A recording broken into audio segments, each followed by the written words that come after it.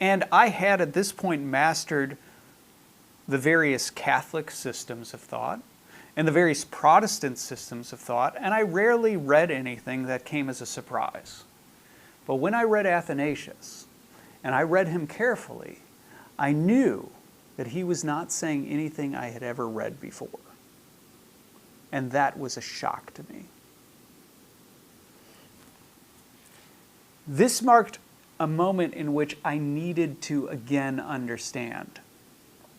Because as I read Athanasius, I knew of his significance. I knew of his significance to the church, and it was strange to me that the things he would say about Christianity, the things he would say about Christ, the things he would say about the gospel would be so totally alien that I had no box in which I could put them. And so a new obsession emerged for me. This obsession was trying to understand what this Athanasius is actually saying that I've never heard before.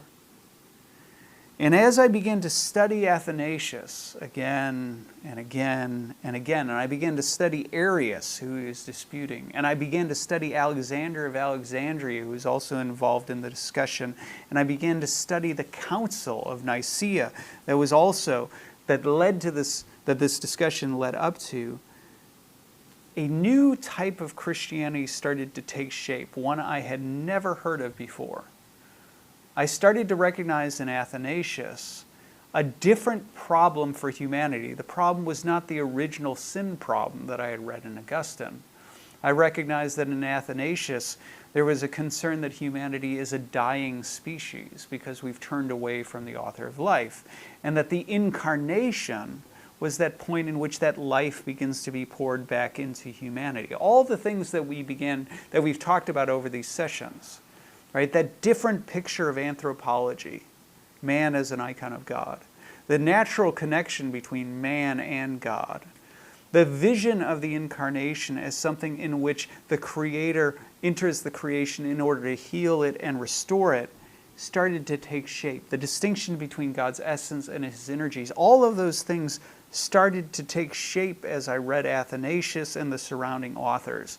And I also began to read the Cappadocians, right? The authors who were right on the heels of that generation of Athanasius, Basil of Caesarea, Gregory of Nyssa, Gregory of Nazianzus, and eventually the Council of Constantinople.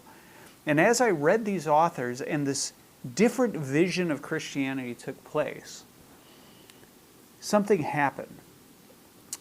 I recognized that this was a Christianity I did not know. Whatever this was, it was so different than everything I had studied and rebelled against and argued against. This was something I had never heard of. And the other thing with that is that I also recognized that all of the things that I had critiqued about Christianity, all of the things that I found problematic in the legacy of Augustine were absent from these authors. In fact, their intuitions and the ways in which they spoke had a greater resonance with the things that I was trying to build on my own. But also what I noticed is that their solutions to the problems I was trying to solve were better than the solutions that I had come up with. And I suddenly found myself wondering, have I just discovered some strange pocket of Christian authors? This small generation of a few people who have this very peculiar vision of Christianity? Or are there other Christians who thought this way?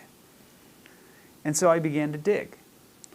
I began to read obsessively all of the Eastern Church Fathers, everyone I could get my hands on. People before Athanasius, people after the Cappadocians, Maximus the Confessor, Nemesius of Emesa, John of Damascus, and others.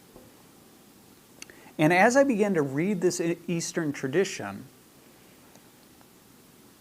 a certain vision of Christianity not only took shape, but what struck me about this was that unlike the Western tradition, which was a tradition of disputes, right? Augustine disputes with himself. The medieval schools dispute with each other. The Reformation disputes with the medieval schools. This was the first time that what I saw was a tradition that said, this is what Christianity is. This is what was handed down to us. This is what we believe. This is what we must preserve. And that every author, after every author, after every author, after every author said the same thing and agreed. And they preserved that tradition. What I was looking at was 1,000 years of continuity. 1,000 years of agreement on this is the faith that was handed down to us. This is what Christianity is. I had never seen anything like that in the history of Western Christianity. I had never seen anything like that in the history of ideas generally.